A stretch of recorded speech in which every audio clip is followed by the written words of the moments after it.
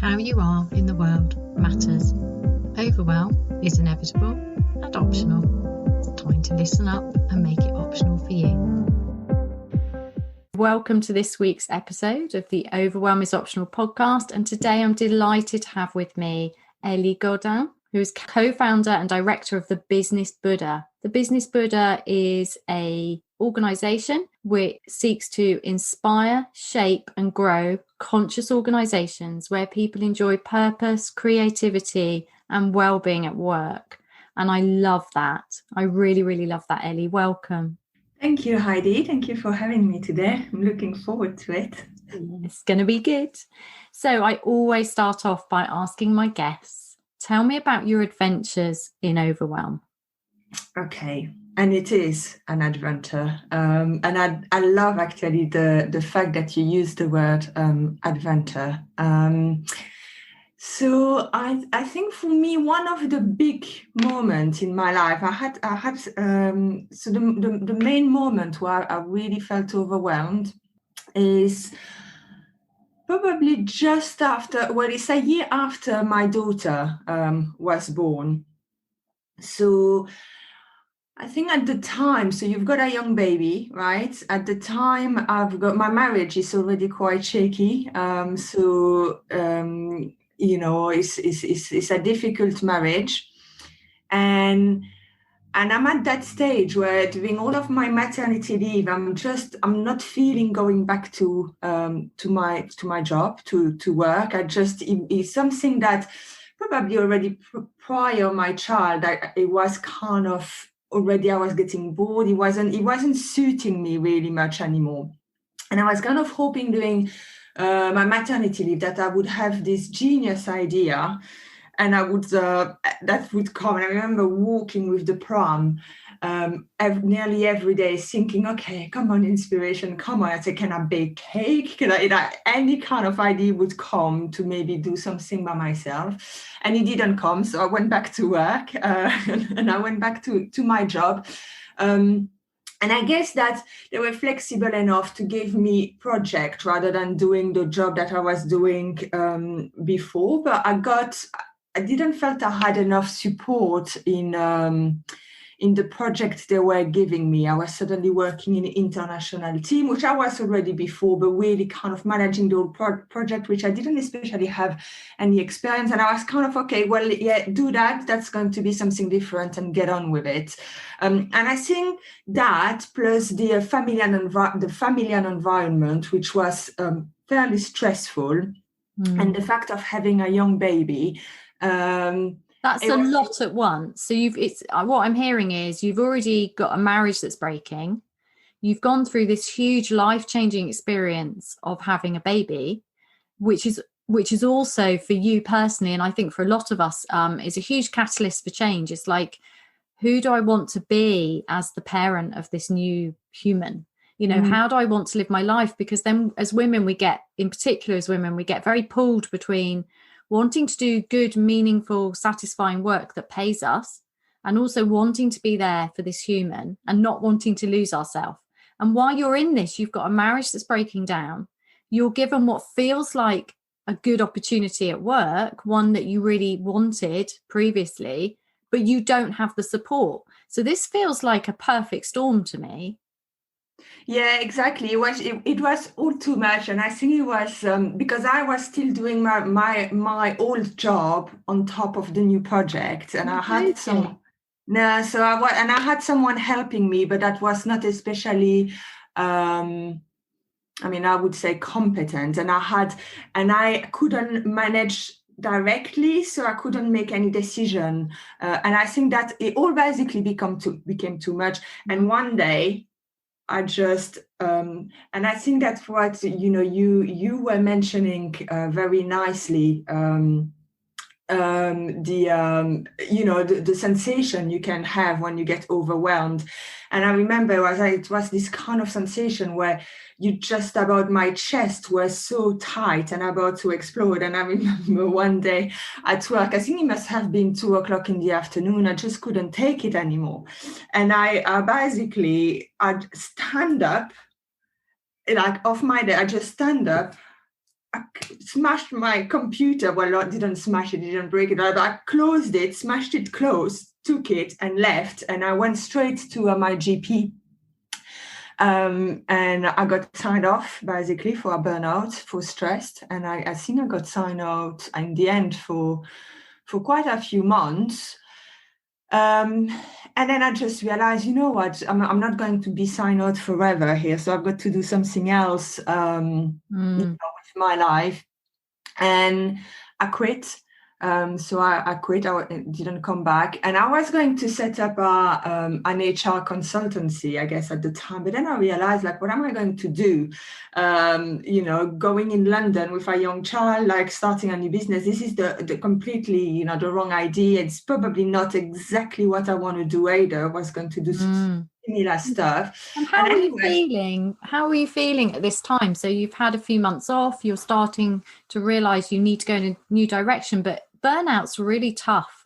It doesn't just create this questioning, it's also physically and emotionally, obviously, completely draining. So in terms of like your recovery, have you started to recover, or are you just like, I have no choice, I have to earn some money? Where are you in your kind of No, I mean I think so at that time, because I'm on a burnout, I still have money from the company. I think, there was loads of wrong thing in my marriage, but one of the things is that my ex-husband was actually supportive of me doing something else. So that was a good thing. So without me, I would not have been on this journey. He was quite supportive in that way. So I'm grateful for that.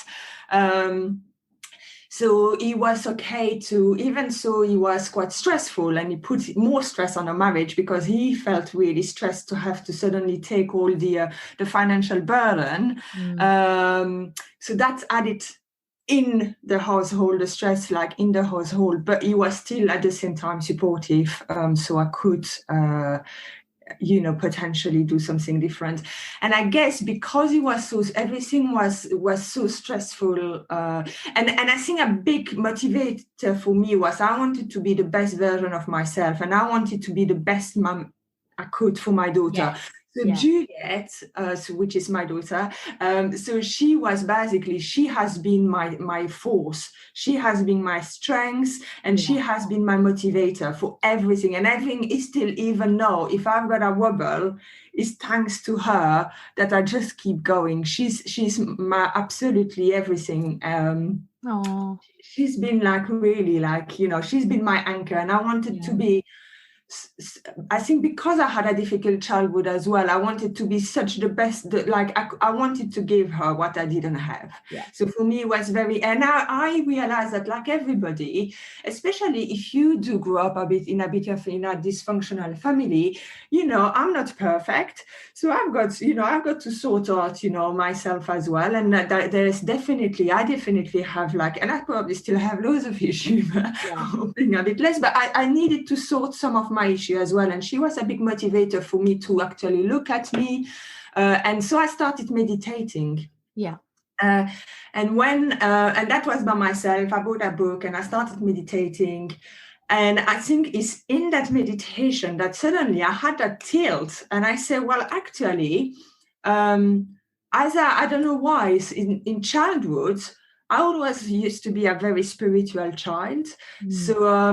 So I remember at the age of 7 or very young, my mother was just talking at me, and I just look at her and I say, I don't know what the sound, it was really funny, it was the sound of her voice, and I just stopped her and I said, but like everything you say, when you die, you don't really die. Do you realize that? And I was like this little kid, and my parents were not spiritual or anything like that. They were really Cartesian. So I could feel it deep down in my trip that there was something more.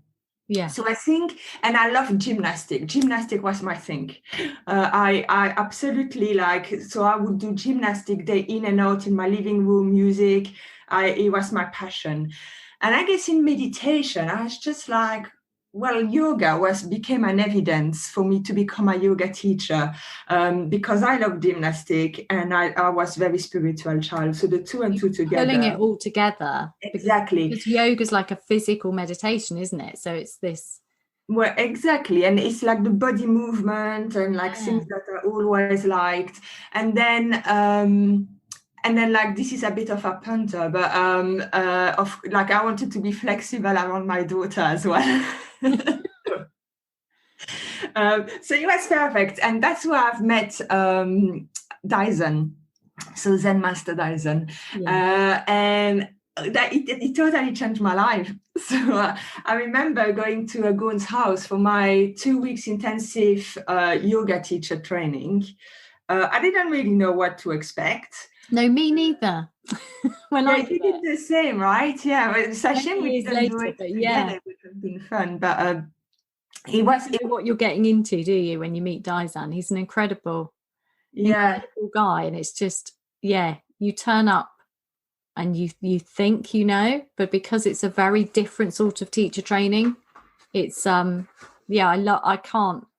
can't recommend it enough. I know I absolutely love it. I think it's totally I mean, I haven't done any other teacher training, so I can't compare, but I mean, for me, I love Dyson to bits. I think he's brilliant. And you know what I love about him is that he's just himself. Like, the only thing he really does is being. I mean, of course he teaches and he does things, but it's just, there is something in his presence that I think is transformative. So I would say the best therapy is, even if you don't hear Dyson talk, just go and stay in a room with him for like about a few hours and you're already transformed. Just this energy. Love it. Oh. But yeah, no, I think so. This for me was a great experience. And again, in all of that, I was really lucky to be supported actually by my ex-husband, because I was suddenly, my daughter was she probably was 18 months by then. And he was bringing her at the weekend. So she was actually like, she did a few of the yoga courses. It was so funny. I've got a picture of her in the yoga course. So I had support in when I was doing that. And I remember it was this like lovely bubble, and it was really hard to come out of that bubble 2 weeks later. But that was the start of my journey. So I've started teaching yoga, and I guess because we moved in Copenhagen as well in like the year after, so that then I could have more time for myself. Suddenly I felt less guilty because I was following my ex-husband for his work. So suddenly we were expats and I had a bit more time for myself. So I just went in my journey of basically self-development. And I was seeking myself really. And I think it's something you said as well. And I think it's really interesting. And this is something that I've only discovered recently, or it really came to my awareness very recently, is that all of these years, having worked with Dyson, and I did, I'm a TRE practitioner as well, trauma release exercise. I'm a life coach. I mean, I've read, I don't know how many books. I mean, you can see a lot of them at the back there, but that's like nothing, right? This is just like my Kindle food. My audiobook is like, I know. I just feel like I eat books for breakfast. I know. I mean, I love it. And it's like most of them are self-growth and spiritual and ideas like that. But one of the things is, for me, it was that it only came to my awareness recently, is that I was always trying to fix myself. Yes. That I'm not good enough. Yeah. And I've got to be perfect. And if I read that book, I will have the secret to be perfect. And I will have this. And so this in itself is quite stressful.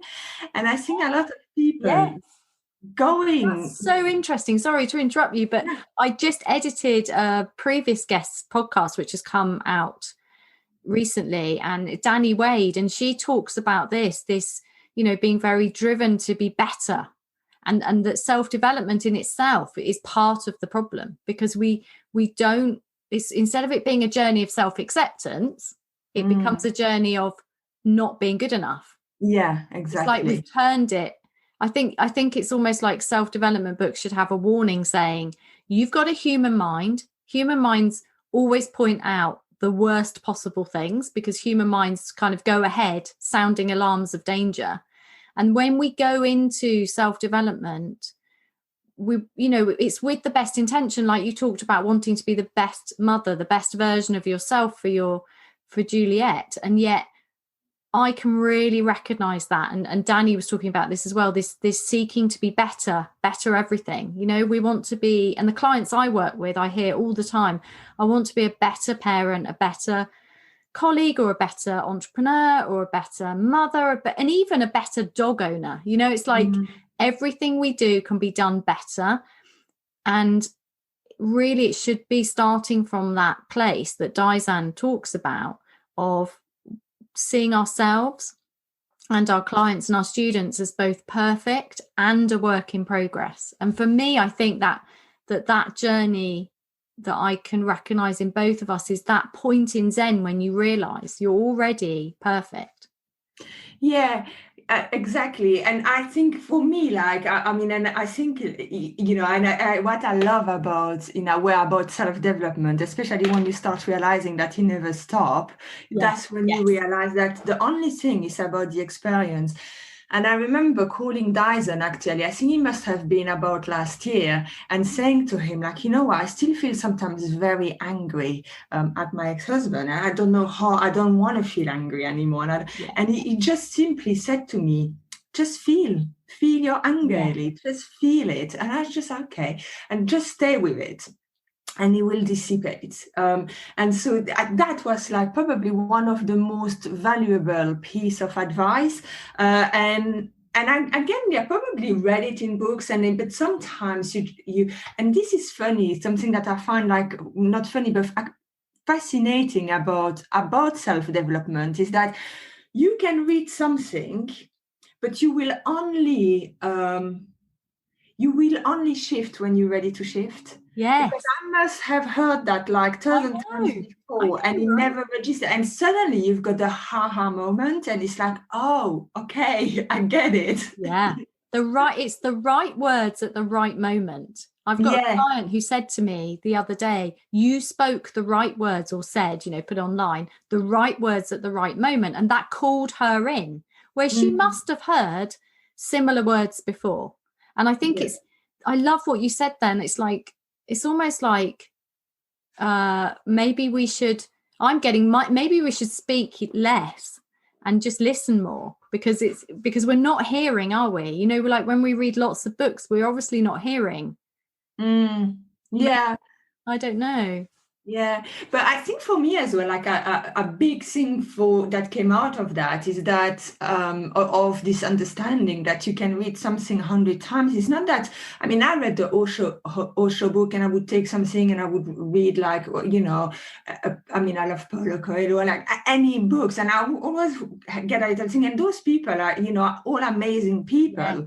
Yeah. But I think for me, like what was as well very relevant is that, I can inspire people. I will inspire the right people, and my word will touch certain soul. Your word will touch certain soul. And so that's why my work is very valuable, and I don't need to compare myself to anyone, because like those books, have touched me. Some of them I've read, and it's not that they were not good, and it's not that the person that wrote it, but it was the moment, it was maybe the energy, it was, and or it was the addition of all of it. And that kind of really, it got to me that, or it gave me a kind of validation that it was totally okay for me to give my message the way Ellie, like really just as I am, because that would not touch everybody, but just the people who need to hear it from you. So it's not just the right words at the right moment, but it's also from the right person. Exactly. And that's really, I love that, because I'm actually finding, I'm really grateful for you saying that, because, I rock up every week and do this podcast, and I don't know who's listening most of the time. And then every now and again, I get one person who kindly takes the time to comment and say, Heidi, that episode changed my life. And I'm like, oh my God, really? Then, you know, all of those episodes, if it touches one person and resonates with one person, then it's worth it. Not that I'm going to stop, because this is what I feel called to do. This is I love doing this. But, you know, on the days when it's like, oh my God, I haven't edited it and I need to do this, it's like keeping going in this kind of work, which we need to talk about your work more now, I think. But you're right, that keeping going, that feeling validated, knowing that your voice is important. I think that's, you've said something really, really important. And I hope that other people, other online healing entrepreneurs who want the world to be a more conscious, better place, a kinder place, you know, I hope that those people hear what you've said. Because and I think it's really about being authentic, because it's when you're authentic that you will touch people. And it's probably as well because you were mentioning that you had in that in your membership, you had this one person saying, oh, that was amazing and that was life-changing. But I'm also a believer that even if it doesn't touch, you know, so that person had a awareness moment. That person, thanks to you, had a haha moment. So from the subconscious, he became conscious. Yes. But all the other people, you probably planted seeds, and that's going to be a building block. Yeah. And thanks to you, like they will then add another layer, maybe with another person, another layer, and then they will have that haha moment. But the haha moment would not have been happening at that time if they didn't have your layer first. So you might not bring it to consciousness or awareness straight away with everyone, but I think I'm really a believer that you always build layers in people's subconscious, and then sometimes you are the person who create that haha moment, and it's like, oh, okay, and you can have thousands of haha moments. It's like it keeps being, you know. And sometimes I think you're right, you plant the seed, and then it might be a long time later, because everybody's on their own journey, and they might hear something that resonates from somebody else, but then it pulls them back to the message that we put out. And it's like it all, like you say, it builds. It doesn't all have to come from one person. And I think for me, what's really important and what's becoming an increasing part of my work is that there are a lot of people out there who are playing small because the world feels a little bit harsh at the moment, even more harsh than it maybe normally does. And they're struggling in this kind of fear-induced anxiety around the pandemic and everything else that's going on. And they really want to step up and do what they're called to do and reach the people they know they can help, but they're playing small because it's scary.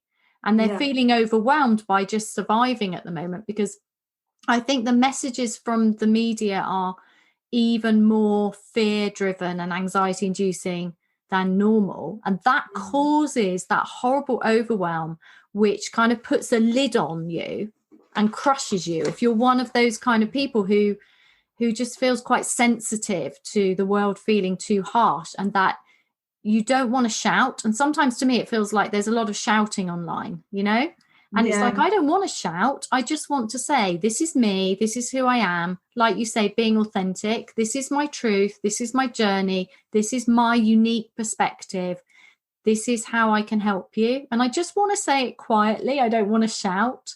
And the problem there is that I think we've got lots of incredible people with really deep, important stuff to share who aren't sharing because there's a lot of shouty fear going on. And so for me, it's becoming increasingly, I've noticed, about empowering people to say, actually, like you said, some people need to hear it from you. Some people need to hear those words at this moment from you.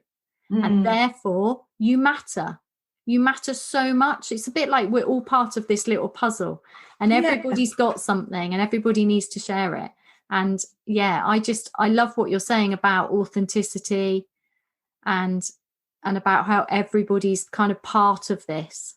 Yeah, and I think that journey is not as especially an easy one. So, and I think like, so for me, what was very interesting when I did my yoga, and then so we were in Copenhagen, and then the marriage didn't got any better. So I've decided to leave basically. So I came back to the UK, and I was suddenly, a single mom, and I had no money. So I quit my job. I could not see myself going back into a 9 to 5, but also like it was by then, I think maybe 6 years or that I didn't really worked into this area. I mean, I did loads of other stuff.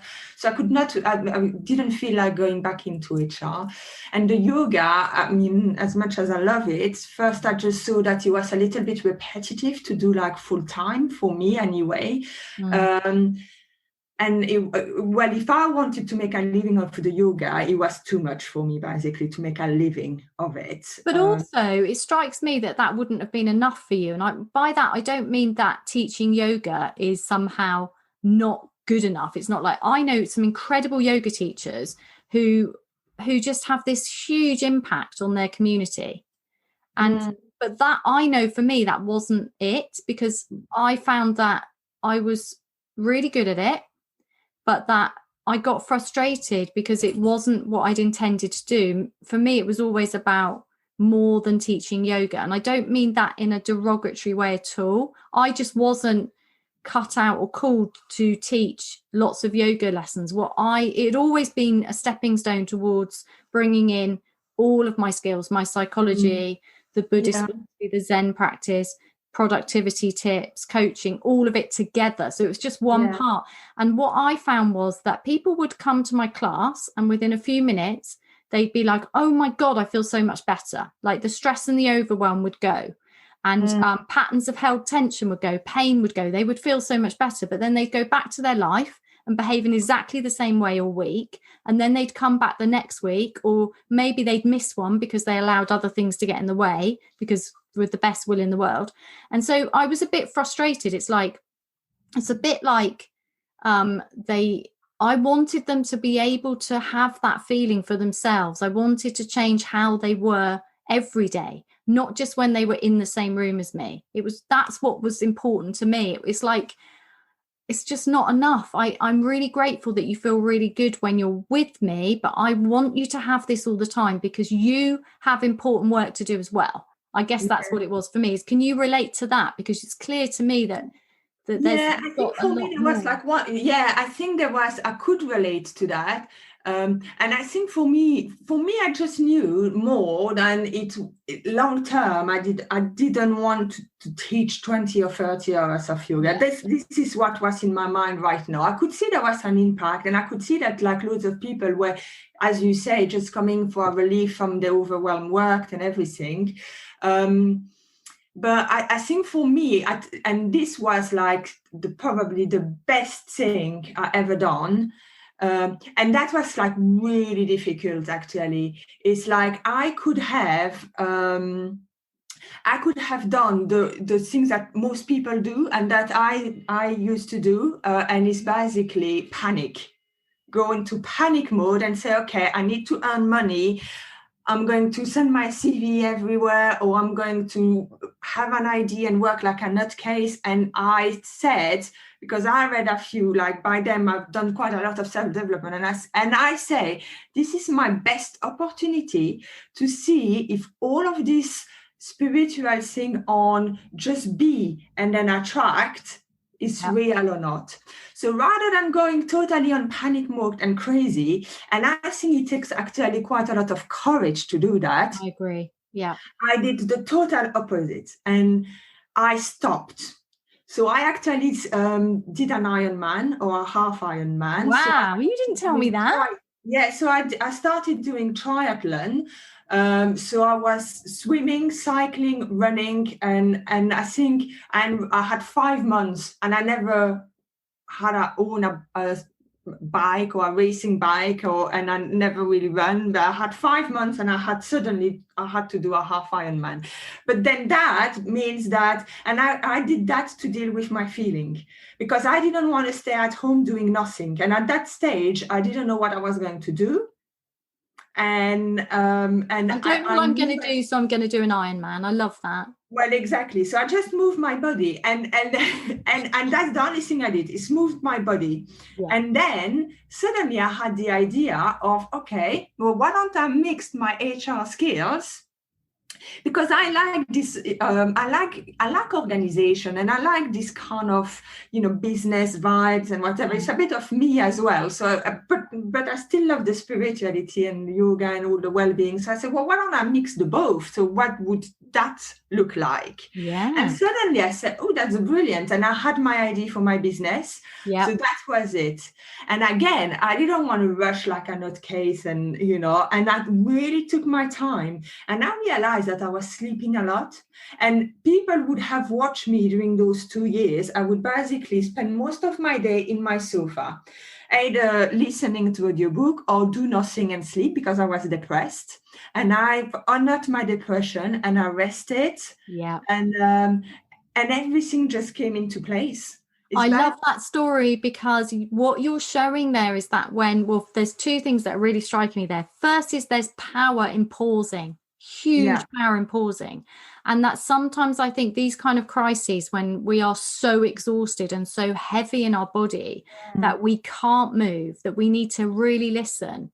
I know that happened to me. It's like I could have slept for England. I was so exhausted, and I tried to fight it, because I did the whole anxiety over, I need to get my business up and running, I need to keep going, and but I knew that I had to stop doing that as well. And it's that going with it.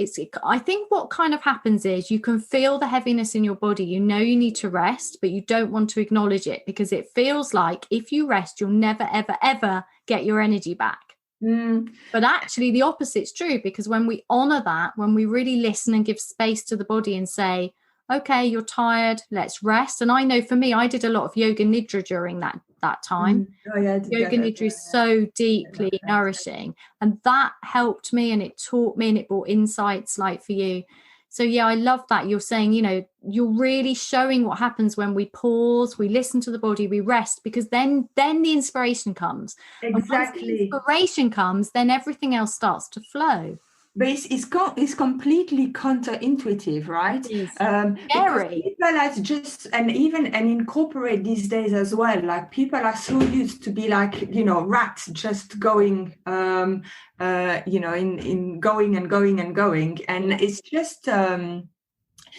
And so for people, like, they would have looked at me, I would have been called lazy. I would probably like loads of label. And I've got to say, I had to really deal with all of this emotion, and I felt a bit guilty, but I decided I will stick with it. And what I've realized is that that's how your best idea come. That's how inspiration come. And this is still the way I work today. So basically, if I feel, and like we're talking about overwhelmed, and I think the more sensitive and the more attuned you become to your feeling and knowing who you are, overwhelm can even be very subtle. Yes. And I know that if I get a deadline, so like if I have to do creative work, so when I'm creating my courses and things like that, I can't have a deadline, because I'm inspired when I'm inspired, right? Yeah. And if I try to force something, I start feeling the slight overwhelm coming, and I know I've got to stop, and I better to do something completely different. And then suddenly, paf, oh yes, it comes. And I've really learned, and I know this sounds woohoo for a lot of people, but what I've learned from these 2 past years is that the universe got your back, and that it will, if you can take a step back and if you listen to what you need, it will deliver each time. And it's exhilarating to get the surprise of what is bringing to you. You get the information you need exactly when you need them. You meet the people that you need to meet exactly when you need to meet them. I don't know how I got by financially, but I never had any problem, and I just trusted. I just decided I will trust. And one of the things as well that I realized is, like, when you do all of this, like, we've got blockage.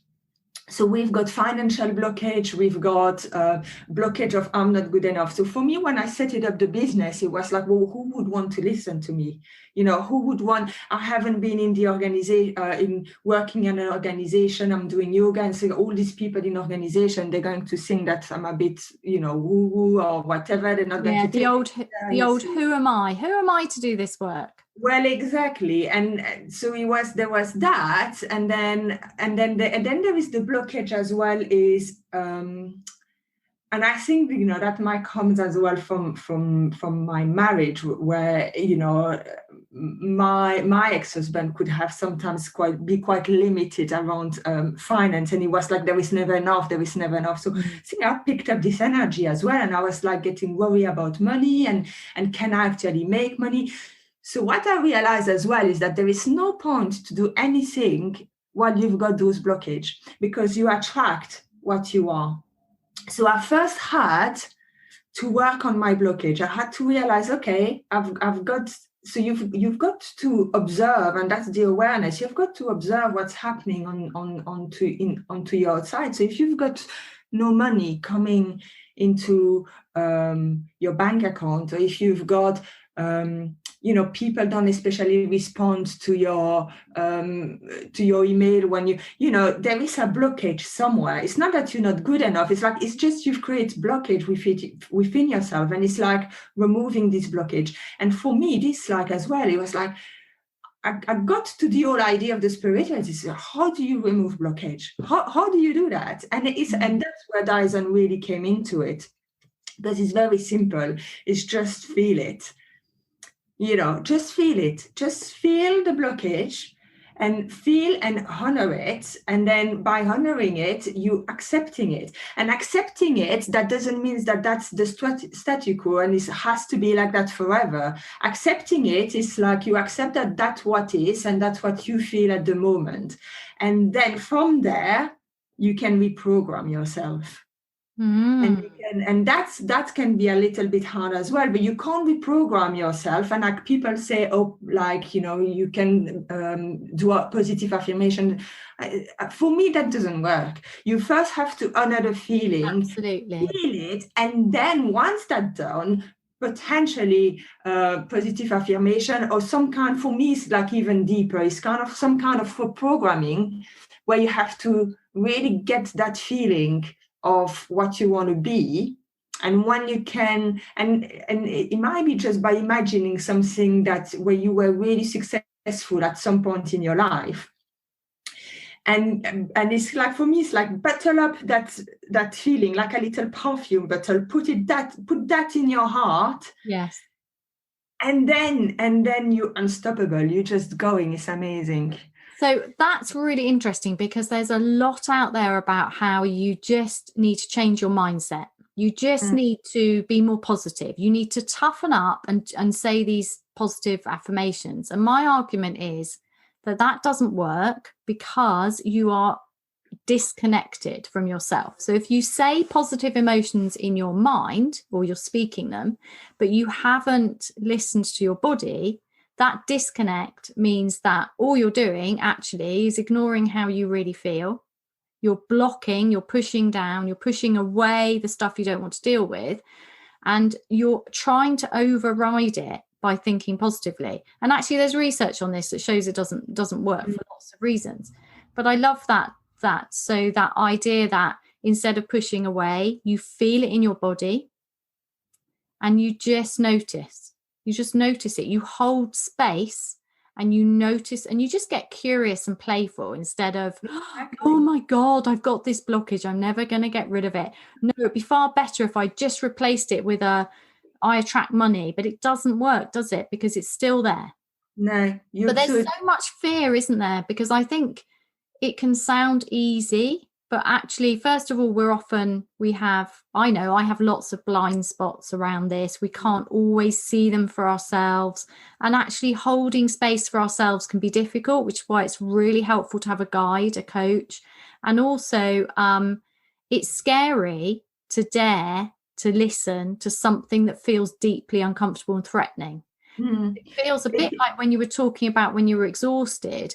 The reason that a lot of people won't rest when they're exhausted is it's a bit like, I can't go down that dark rabbit hole of exhaustion because I'll never come out again. And I think that's very similar with what you're saying over anxiety around money and progress and goals, is that I don't want to acknowledge that I'm anxious about it in case I jinx it, in case I get into a negative mindset, and that will track negativity. But what you're saying is actually quite the opposite, that when we dare to shine a light and gently hold that space for that feeling, it tends to go. And that's my experience as well. It's the same with tension. I mean, you mentioned earlier that when you were in that burnout phase, you had this real tightness in your chest. And I always feel like that's because when we're just getting through, when we're heading for burnout, but think we're surviving, we tend to wake up every morning in this bracing against the day, pushing against the day, which creates all that tension and blocks the heart. Yeah. Then we can't see the possibilities for more ease because we're blocked. So I love what you say. It's just really staying, and you're right. It takes courage to do that because they're not. I mean, I'm saying they're not pleasant emotion, but the experience I now have from it, because it's not. And the thing is as well that I think what people need to understand is like you can be as spiritual developed as you want. That doesn't mean that nothing bad happened in your life. Yeah. It's the way you then deal with it. And for me now, I'm really embracing everything. And actually, when I've got something happening that gave me anxiety. So I've got like anxiety of the dark. So I'm getting really anxious at night. But I'm embracing it, and so it's like really weird because I'm not looking forward to it. I'm much more comfortable during the day. Yeah. But like it's kind of, oh, thank you for giving me that anxiety, because now I can release it, and I know how to release it, and so I stay with it. And as much as I don't like it, I stay with it. And I think the more you're going to do your work, the deeper the emotion are going to arise, because you're ready for it. So I started having panic attack, which I never had. And you think as you evolve, you should have less panic attack. But actually, I think that this is deep emotion that no, my soul knows that I'm ready to deal with that, so I can do that. And what I've noticed, as scary as it is to stay with those emotions, actually what I had the other day was this amazing feeling of love, but self-love. Because when you actually stay with this emotion, you're just loving yourself. That's the only thing you do. You're loving yourself. But then I think at some point you need to reprogram as well, because you don't want the same pattern of experience coming. But once you really feel it, you give that love, you feel so empowered as well. Because you realize that it's all within yourself. Yes. And if you can yourself give that love for yourself, this is it. All the rest, a partner, this is enhance your life, but you then strong for yourself and you strong for others. And I think for me, this is the key. And a lot of people talk about self-love. Like, I mean, I remember my mom saying, "Oh yeah, it's all about self-love," when I was like 14 and she was trying to sort of her stuff. And I think like for I don't know, like 20, 25 years, like, how do you love yourself? Like that was like, how do you actually love yourself? Right? How do you love yourself? Like people, oh, I love you in front of the mirror. How do you love yourself? And it's as simple as have the courage to just embrace the feeling, stay with it, just feel the sensation in the body, close your eyes.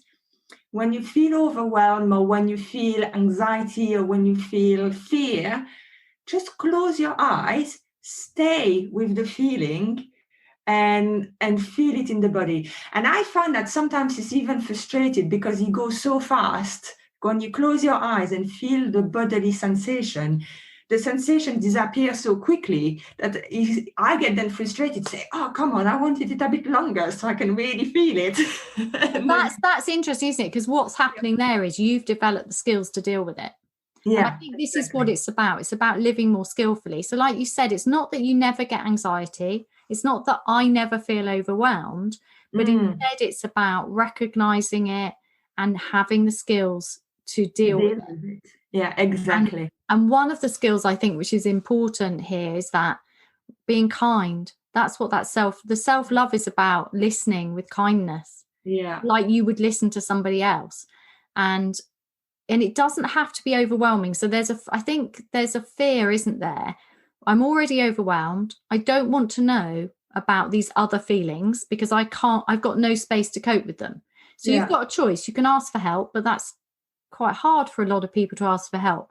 But if you want to do what you've just suggested about listening to the body, you can do that. But I think it's important to remember that you don't have to do it when it happens. You can, and you don't have to go really deep with it so it becomes overwhelming. You can just listen for a little bit and then say, well, today that's all I can cope with. And then you can just shut it down again for a little bit and pick it up at another time.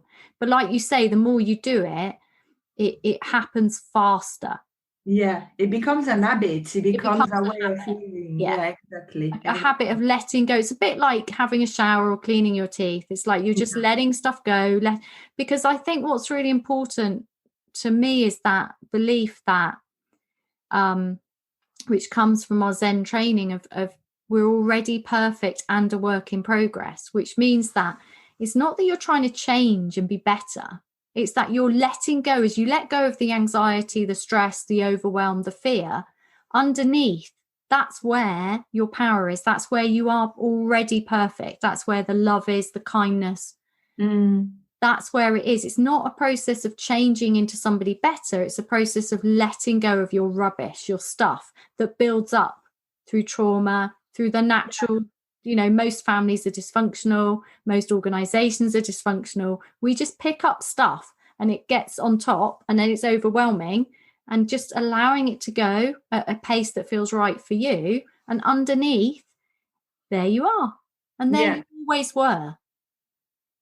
Yeah, well, exactly. It's being in the present. It's really, that's what it is, being in the present moment. It's just honoring each experience as they come, right?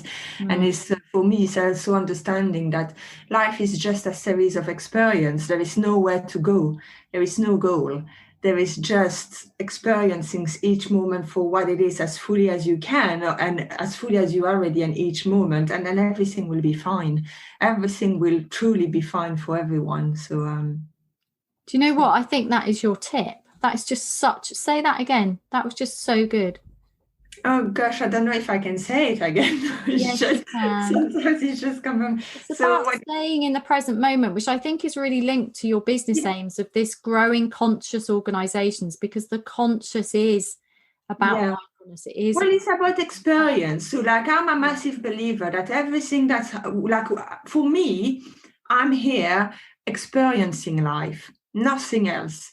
And every event, every person that I encounter, or every experience or anything happening in my life, I'm experiencing it the way my soul is experiencing it. So we might have the same event happening to the two of us, and we might experience it totally differently. Well, look at COVID, and the division that it brings. But when you actually realize that it's just an experience, and that each one of us experience this differently, and it's totally fine. My experience is as valid as your experience. And if you just then accept and embrace the emotion and the feeling and whatever you feel for what it is, and then that's where you bring unity in the divisiveness. And that's where you can actually start having compassion for people, start understanding other people's point of view. That doesn't mean you've got to agree with them, but you can, you can see their point of view and you can hear them, because you just understand that we just basically, I quite like the image of, the disco ball. So a disco ball, when you shed the light, then on the floor, you've got like different little dots. Yeah. And so we basically all of a little dot, but we come from that same basically ball and energy, and we're just experiencing everything differently. And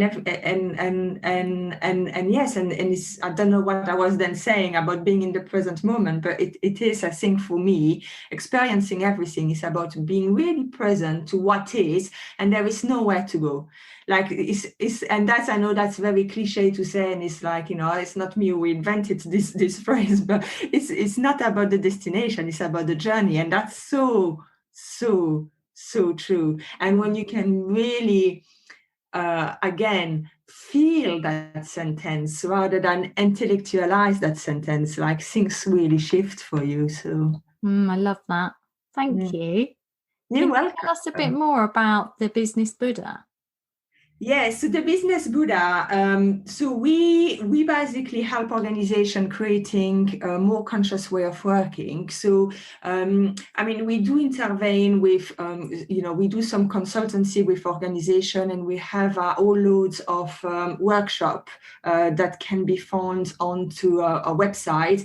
So, and it's basically all the workshop are designed to create a conscious way of working. So I think for us, it's important, or a conscious organization, the way it look like is that they work with a purpose, and they're aligned to the purpose rather than profit. And maybe strategies, which I think, with a purpose, you can organically move towards that goal, regardless of what happens into the outside environment. So I think we help organization really getting that strong purpose.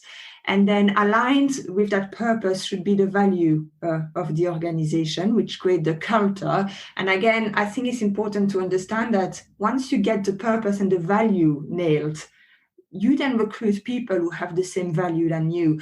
And it's such a much more fun and joyful way of working when you're working with people who have similar value than you. That doesn't mean that, everybody is the same, like difference are important, because that's also how you grow and you have different creative idea, but the train still needs to go in one direction. And I think that's where you really get that joy. And that's an important part that some organizations miss in the recruitment.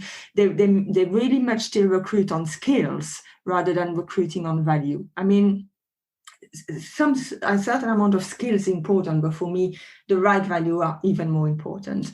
And then we look at all the wholeness and well-being, and that's where we've got loads of workshops. We do a lot of things outside. So especially with COVID now, when it's not a full lockdown, we do leadership.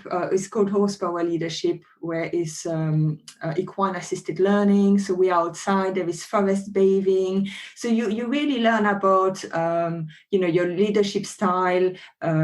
You can so we can adapt all of our training to really the need of the organization as well. So it can be as well relationship between team. It can be team building. So we can accommodate, but it's always going to be deep and interesting and going towards consciousness.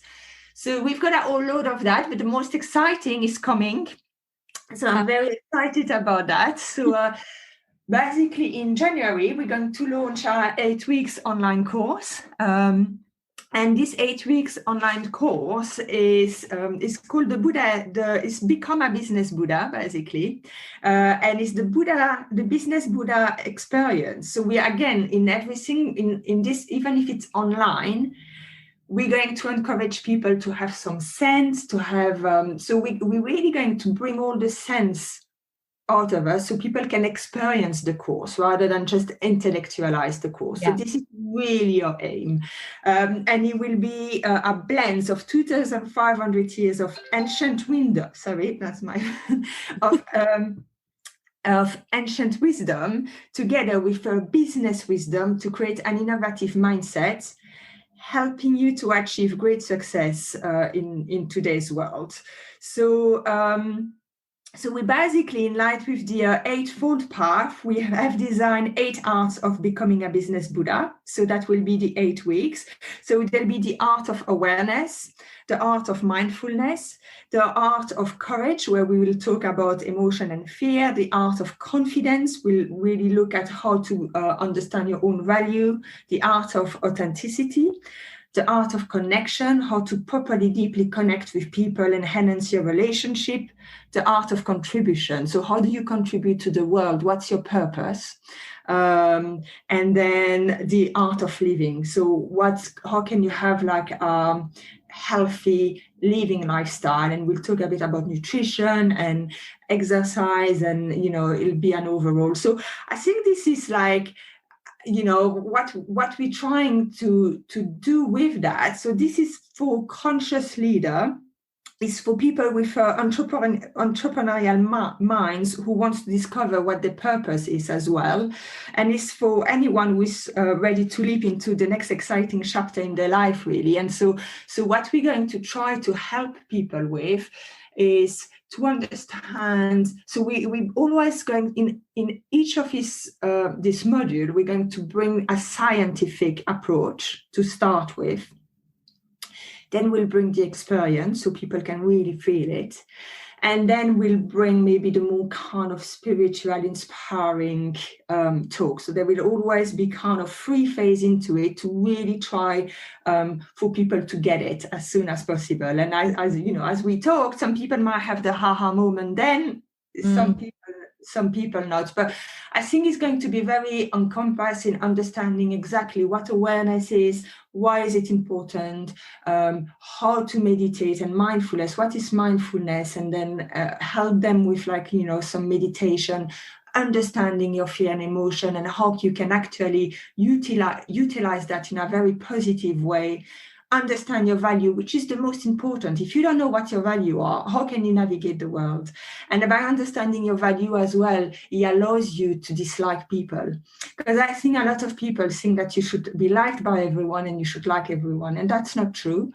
And disliking people, that doesn't mean being angry and aggressive and whatever. It's just understanding your value and understanding people have different value as you. And again, authenticity is so important to me. And again, it's like authenticity. I think where the approach we're going to bring into our authenticity module is authenticity with empathy.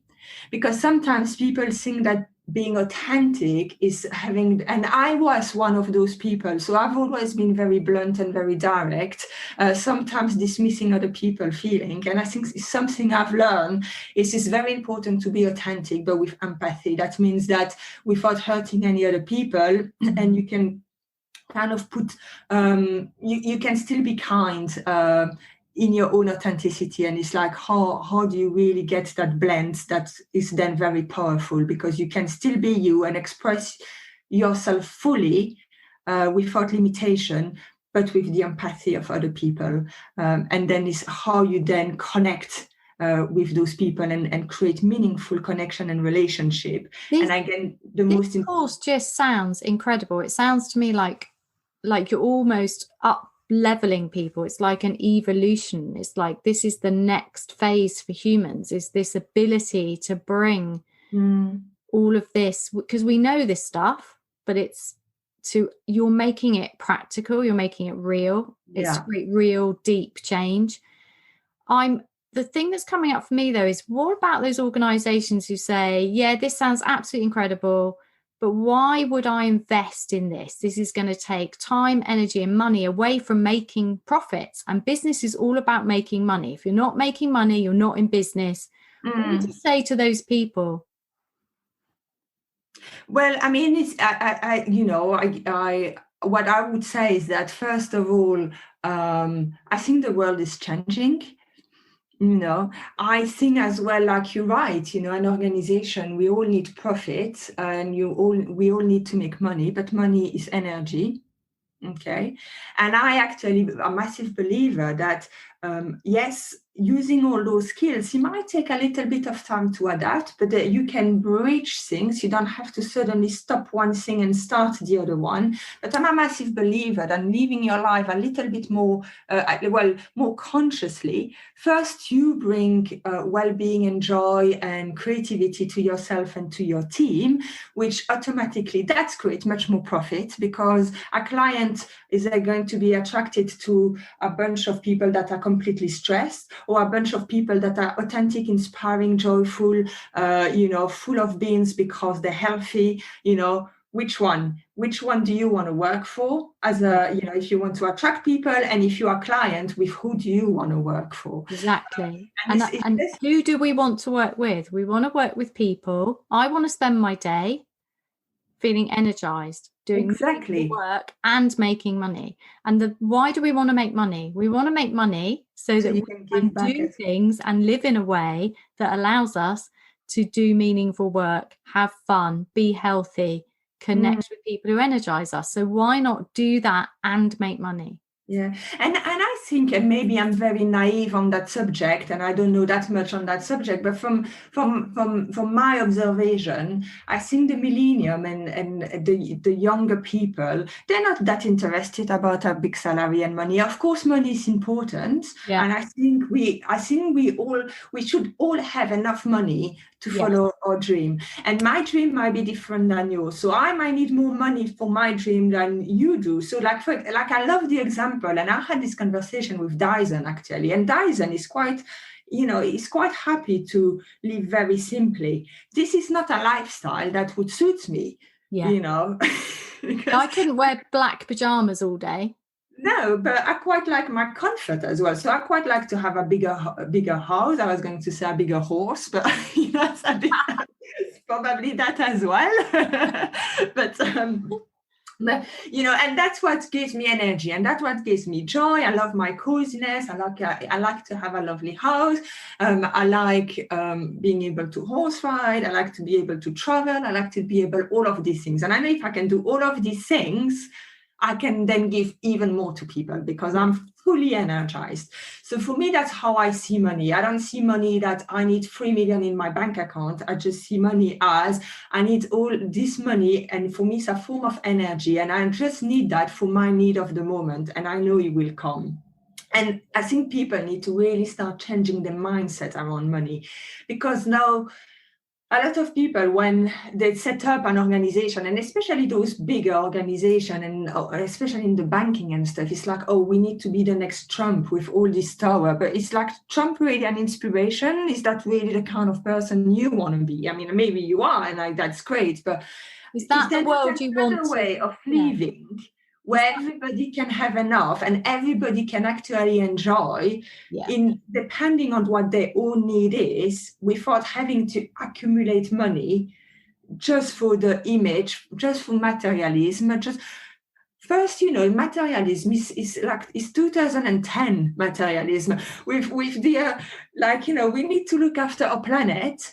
Yes. Materialism is not good for our planet. And it doesn't make anybody happy, does it? I mean, doesn't make anyone happy. Unhappiness have gone through the roof. And it's like, what do you want to leave? What's the legacy you want to leave? What kind of world, even if you don't care about yourself right now, what kind of world do you want to leave for your grandchildren or your friends' grandchildren? Or Exactly. And actually, one of the things on the Becoming a Business Buddha in this 8-week course, and one of the in our introduction, it's funny you talk about legacy, because what we what we say is like, so what do Steve Jobs, Nelson Mandela, Einstein, and the Beatles all have in common? So they all left a powerful legacy behind, inspiring millions.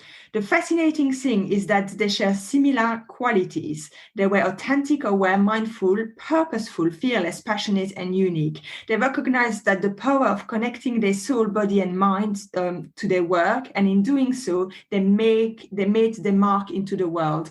And I think that if you really think of anyone that we still talk about today, like Einstein, the Beatles, Mandela, they were all like enlightened people. It's as simple as that. And so what is being enlightened is just being you, It's like, enlightened, like I think people think, oh, enlightenment is this amazing, very difficult to achieve things. But being enlightened is just honoring and living your life as who you are.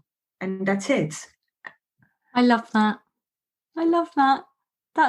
This has been such an amazing conversation.